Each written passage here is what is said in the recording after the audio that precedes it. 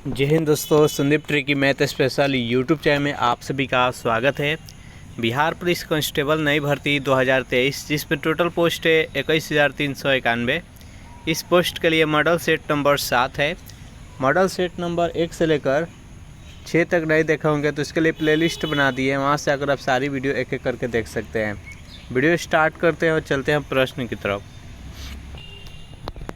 पहला प्रश्न है आपके सामने, निम्नलिखित में से कौन देशबंधु के नाम से प्रसिद्ध है? चंद्रशेखर आज़ाद, चित्तरंजन दास, एओ ह्यूम और एनी बेसेंट। बताइए यहाँ पर 1 प्रश्न का सही आंसर क्या है। 1 प्रश्न का जो भी कैंडिडेट ऑप्शन नंबर बी के साथ जा रहे हैं, चित्तरंजन दास, बिल्कुल ही सही जवाब है। चित्तरंजन दास को देशबंधु के नाम से जाना जाता है। तो इस प्रश्न का राइट आंसर है ऑप्शन नंबर बी, एओ ह्यूम है, जो कि भारतीय राष्ट्रीय कांग्रेस का स्थापना 1885 ईस्वी में किए थे और भारतीय राष्ट्रीय कांग्रेस का प्रथम अध्यक्ष व्योमेश चंद्र बनर्जी बने थे। एनी बेसेंट थी, जो कि भारतीय राष्ट्रीय कांग्रेस के प्रथम महिला अध्यक्ष थी, एनी बेसेंट। नेक्स्ट यहाँ पर सेकेंड प्रश्न है आपके सामने, निम्नलिखित में से किसने भारतीय राष्ट्रीय कांग्रेस के कराची अधिवेशन का सभापतित्व किया था? ऑप्शन नंबर ए है पंडित जवाहरलाल नेहरू, बी है जे.एम. गुप्ता, सी है सुभाष चंद्र बोस और डी है सरदार वल्लभ भाई पटेल। बताइए यहाँ पर सेकेंड प्रश्न का सही आंसर क्या है। निम्नलिखित में से किसने भारतीय राष्ट्रीय कांग्रेस के कराची अधिवेशन का सभापतित्व किया था? तो सेकेंड प्रश्न का जो भी कैंडिडेट ऑप्शन नंबर डी के साथ जा रहे हैं, सरदार वल्लभ भाई पटेल, बिल्कुल ही सही जवाब है। सरदार वल्लभ भाई पटेल के द्वारा 1931 ईस्वी में कांग्रेस की अध्यक्षता की गई थी। पंडित जवाहरलाल नेहरू भारतीय राष्ट्रीय कांग्रेस का अध्यक्ष 1919 के लाहौर अधिवेशन की अध्यक्षता की थी और इस अधिवेशन में पूर्ण स्वराज की मांग रखी गई थी।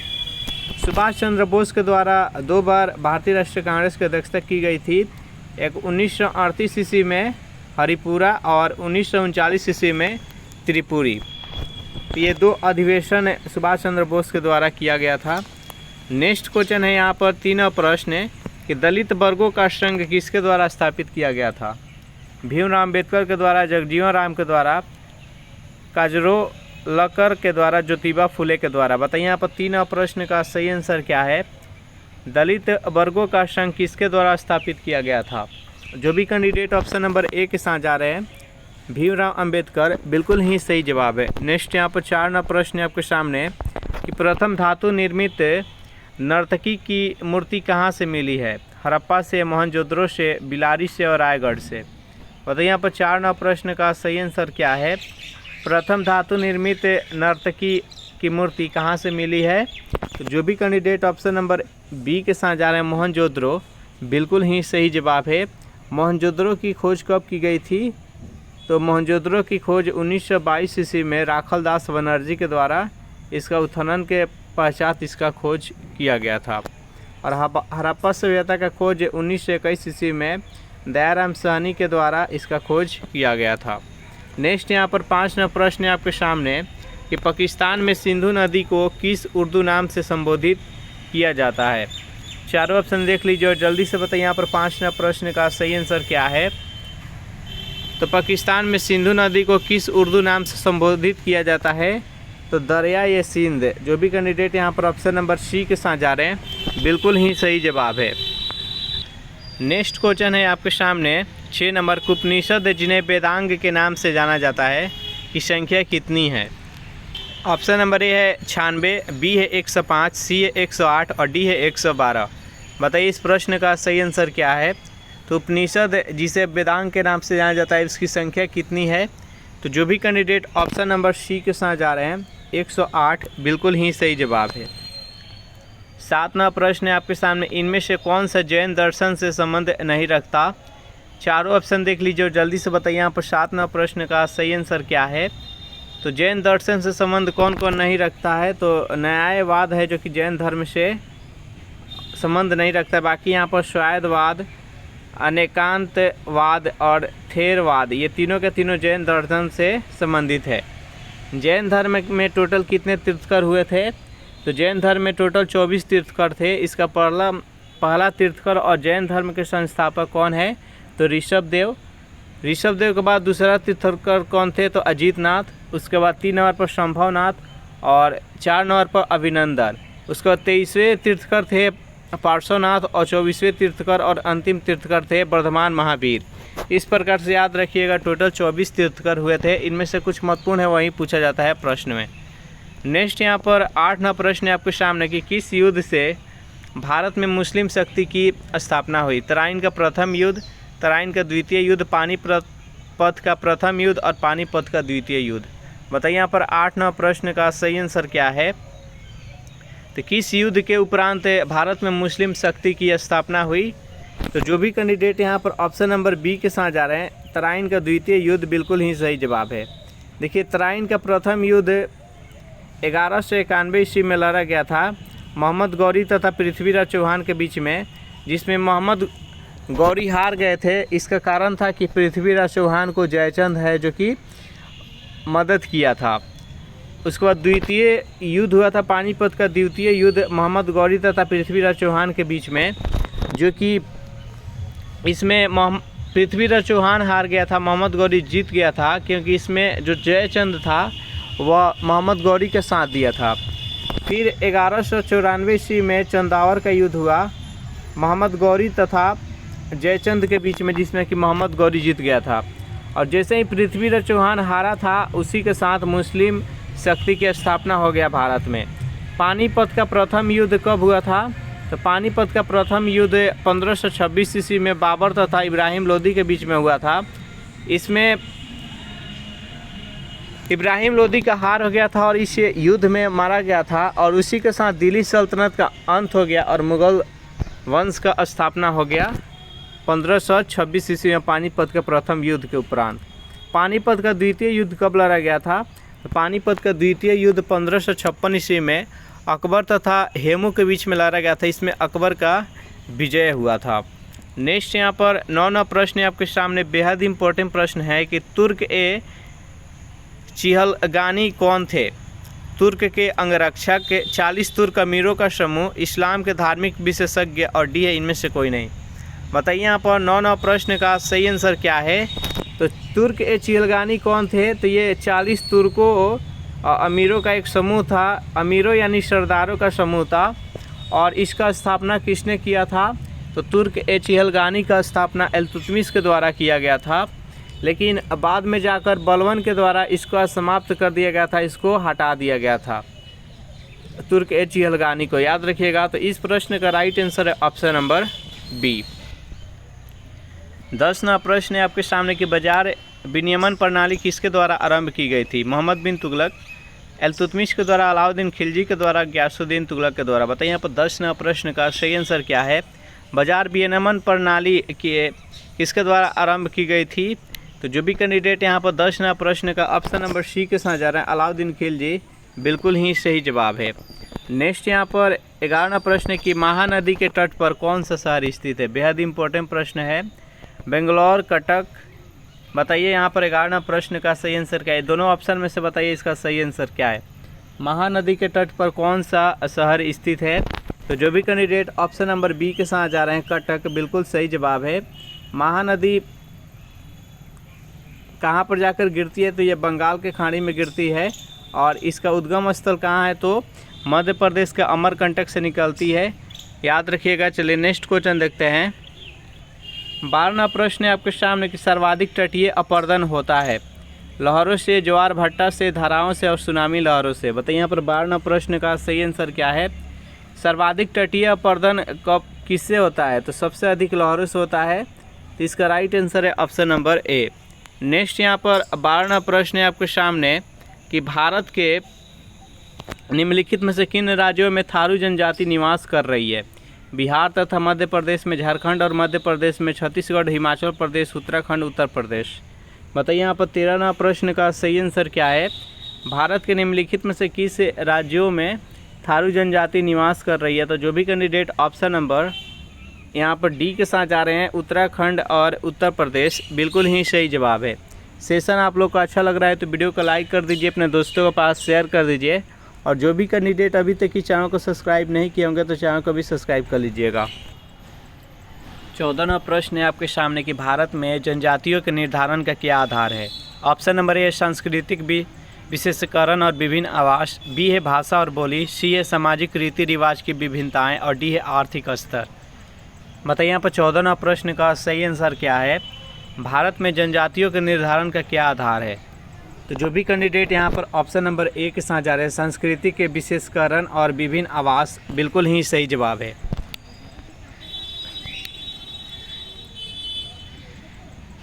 15वां प्रश्न है आपके सामने, निम्नलिखित में से किस भारतीय राज्य की सीमाएं भूटान राष्ट्र के साथ नहीं मिलती है। सिक्किम, मेघालय, अरुणाचल प्रदेश और पश्चिम बंगाल। बताइए यहाँ पर 15वां प्रश्न का सही आंसर क्या है। निम्नलिखित में से किस भारतीय राज्य की सीमाएं भूटान राष्ट्र से नहीं मिलती है। तो जो भी करने सिक्किम का भी मिलता है, अरुणाचल प्रदेश का भी और पश्चिम बंगाल का, मेघालय का नहीं मिलता है। तो जो भी कैंडिडेट ऑप्शन नंबर बी के साथ जा रहे हैं बिल्कुल ही सही जवाब है। नेक्स्ट यहाँ पर 16वां प्रश्न है आपके सामने कि निम्नलिखित में से कौन सी जोड़ी सुमिलित है, यानी इनमें से कौन सा जोड़ी सही सुमिलित है। एक तरफ झील है और दूसरी तरफ राज्य है। तो जल्दी से बताइए यहाँ पर 16वां प्रश्न का सही आंसर क्या है। तो देखिए यहाँ पर जो कोलेरू झील है, कोलेरू झील किस राज्य में है। तो ये आंध्र प्रदेश में, लेकिन यहाँ पर उड़ीसा दिया गया है, ये गलत है। यहाँ पर डिडवाना झील दिया गया है, डिडवाना झील किस राज्य में है। तो ये राजस्थान में है। यहाँ पर हरियाणा दिया, यह भी गलत है। उदय सागर झील है जो कि राजस्थान में है। यहाँ पर आंध्र प्रदेश दिया, यह भी गलत है। यहाँ पर लोकटक झील मणिपुर, ये बिल्कुल सही जवाब है। लोकटक झील किस राज्य में है। तो ये मणिपुर में स्थित है। नेक्स्ट क्वेश्चन देखते हैं। 17वां प्रश्न है आपके सामने कि लेटराइट मिट्टी मिलती है उत्तर प्रदेश में, हिमाचल प्रदेश में, पंजाब में और महाराष्ट्र में। बताइए यहाँ पर 17वां प्रश्न का सही आंसर क्या है। लेटराइट मिट्टी किस राज्य में मिलती है। तो जो भी कैंडिडेट यहाँ पर ऑप्शन नंबर डी के साथ जा रहे हैं महाराष्ट्र, बिल्कुल ही सही जवाब है। 18वां प्रश्न है आपके सामने कि भारत में सर्वाधिक क्षारीय क्षेत्र पाया जाता है। गुजरात राज्य में, हरियाणा राज्य में, पंजाब राज्य में और उत्तर प्रदेश राज्य में। बताइए यहाँ पर 18वां प्रश्न का सही आंसर क्या है। भारत में सर्वाधिक क्षारीय क्षेत्र किस राज्य में पाया जाता है।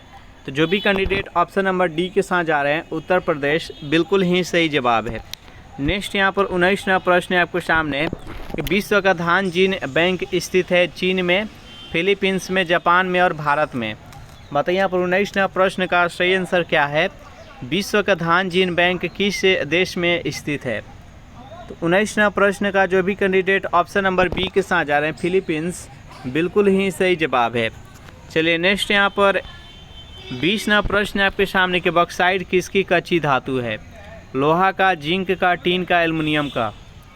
बताइए यहाँ पर 20वां प्रश्न का सही आंसर क्या है। बॉक्साइट किसकी कच्ची धातु है। तो 20वां प्रश्न का जो भी कैंडिडेट ऑप्शन नंबर डी के साथ जा रहे हैं एल्युमिनियम, बिल्कुल ही सही जवाब है। जो भी कैंडिडेट ऑप्शन नंबर डी के साथ जा रहे हैं सही जवाब है।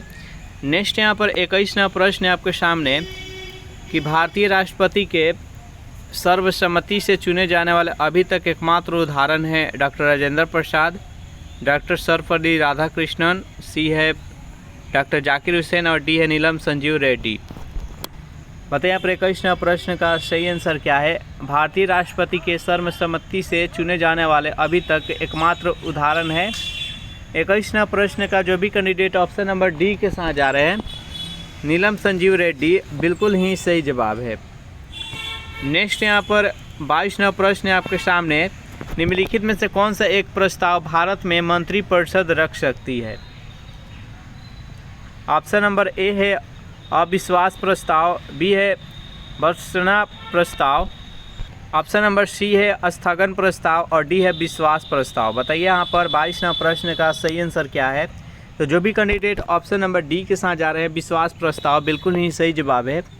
अगर इस सेशन का आपको पीडीएफ चाहिए तो उसके लिए टेलीग्राम ग्रुप बना दिए हैं जिसका लिंक इसी वीडियो के नीचे डिस्क्रिप्शन में मिल जाएगा। वहाँ से ज्वाइन करके इसका पीडीएफ डाउनलोड करके आप प्रैक्टिस कर सकते हैं। जैसा प्रश्न कराया जा रहा है इस मॉडल सेट में, इसी लेवल का प्रश्न आपके एग्ज़ाम में भी आने की संभावना है। तो एक भी प्रश्न मिस नहीं कीजिएगा, प्रत्येक प्रश्न को आपको टच करना है और याद रखना है। 23वां प्रश्न कि लोकसभा की बैठक समाप्त की जा सकती है स्थगन के द्वारा, छात्रावासन के द्वारा, विघटन के द्वारा, उपयुक्त सभी के द्वारा। बताइए यहाँ पर 23वां प्रश्न का सही आंसर क्या है। तो जो लोकसभा का बैठक होती है उसको समाप्त किया जा सकता है स्थगन के भी द्वारा, सत्र आवासन के द्वारा और विघटन के द्वारा। जो भी कैंडिडेट यहाँ पर ऑप्शन नंबर डी के साथ जा रहे हैं बिल्कुल ही सही जवाब है। 24वां प्रश्न है कि नीति निर्देशक सिद्धांत है वाद योग्य नहीं, मौलिक अधिकार और डी इनमें से कोई नहीं। बताइए यहाँ पर 24वां प्रश्न का सही आंसर क्या है। नीति निर्देशक सिद्धांत है।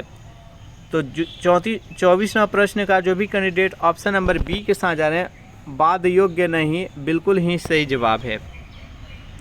25वां प्रश्न है आपके सामने कि एक लोहे की गेंद पारा या मरकरी से भरी बाल्टी में गिराई जाती है तो यह बाल्टी के पेंदी में जाकर बैठ जाएगी या पारे या पारद की सतह पर तैरेगी, डी है, या घुल जाएगी और डी है उपयुक्त में से कोई नहीं। बताइए यहाँ पर 25वां प्रश्न का सही आंसर क्या है। तो 25वां प्रश्न का जो भी कैंडिडेट यहाँ पर ऑप्शन नंबर बी के साथ जा रहे हैं यह पारे या पारद के सतह पर तैरेगी, बिल्कुल ही सही जवाब है। देखिए पारे का जो घनत्व होता है वो लोहे के घनत्व से अधिक होता है, जिसके कारण लोहा है जो कि पारे के ऊपर तैरेगी। नेक्स्ट 26वां प्रश्न है आपके सामने कि सभी रंगों को सोख लेने और किसी को भी परिवर्तित न करने वाली वस्तु कैसी दिखाई देती है। श्वेत, धूसर, नीली और काली। बताइए यहाँ पर 26वां प्रश्न का सही आंसर क्या है। तो सभी रंगों को सोख लेने वाली और किसी भी रंग को परिवर्तित न करने वाली वस्तु काली दिखाई देती है। जो भी कैंडिडेट ऑप्शन नंबर डी के साथ जा रहे हैं बिल्कुल ही सही जवाब है।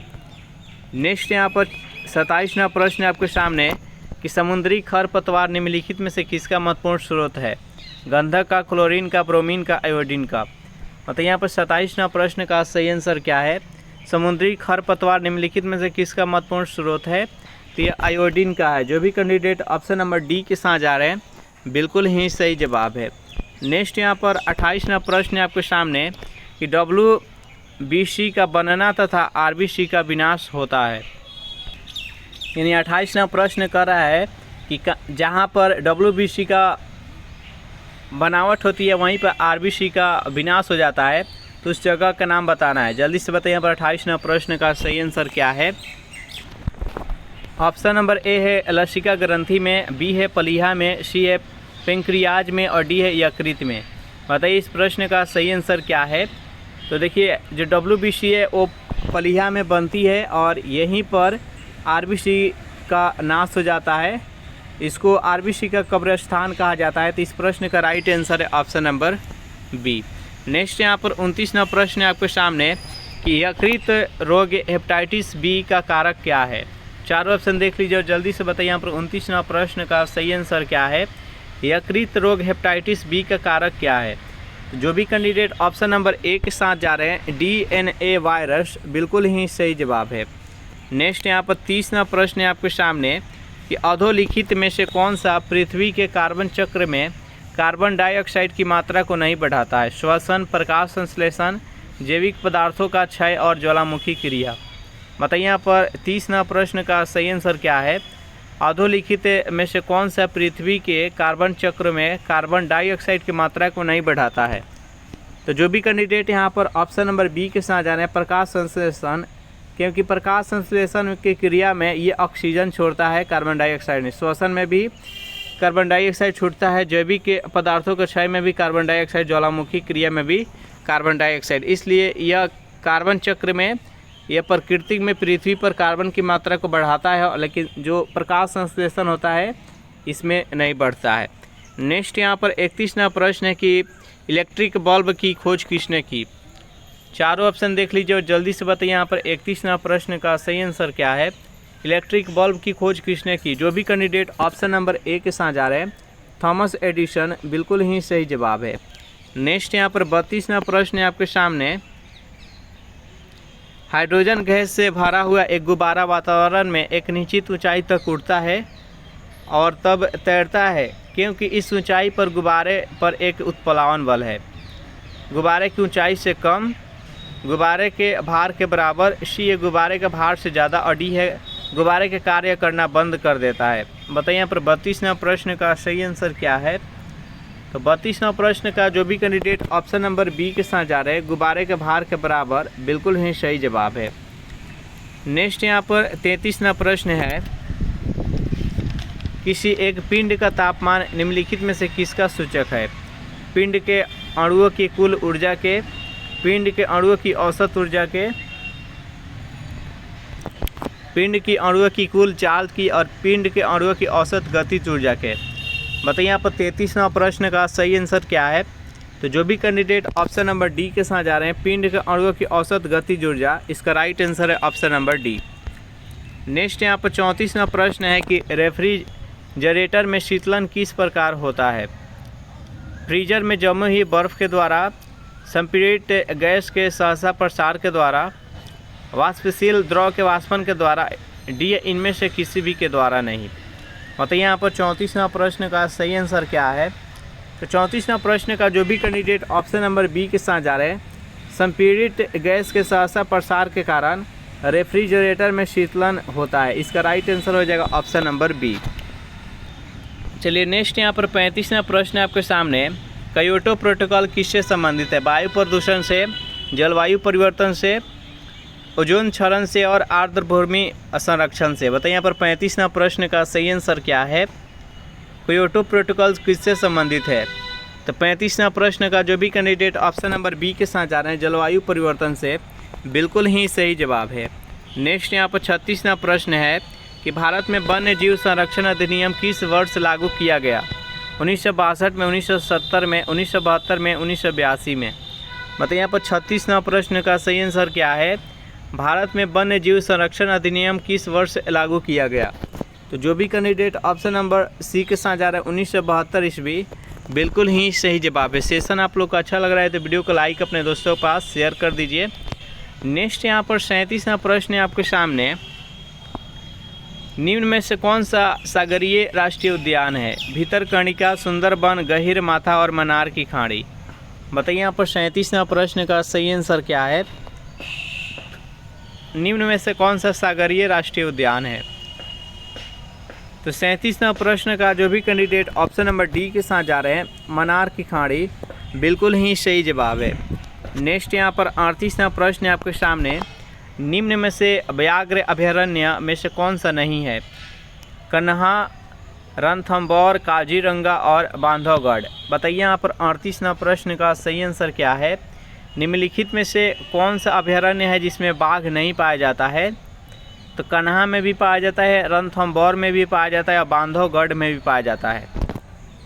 जो भी कैंडिडेट यहाँ पर ऑप्शन नंबर सी के साथ जा रहे हैं, काजीरंगा नेशनल पार्क, बिल्कुल ही सही जवाब है। काजीरंगा नेशनल पार्क किस राज्य में है? तो ये असम में है और ये एक सींग वाला गेंडा के लिए प्रचलित है। याद रखिएगा, इसमें एक सींग वाला गेंडा पाया जाता है। तो जो भी कैंडिडेट ऑप्शन नंबर सी के साथ जा रहे हैं, बिल्कुल ही सही जवाब है। तो इस प्रकार से ये सेशन यहीं पर समाप्त हो रहा है। सेशन आप लोग को कैसा लगा ज़रूर कमेंट करके बताइएगा।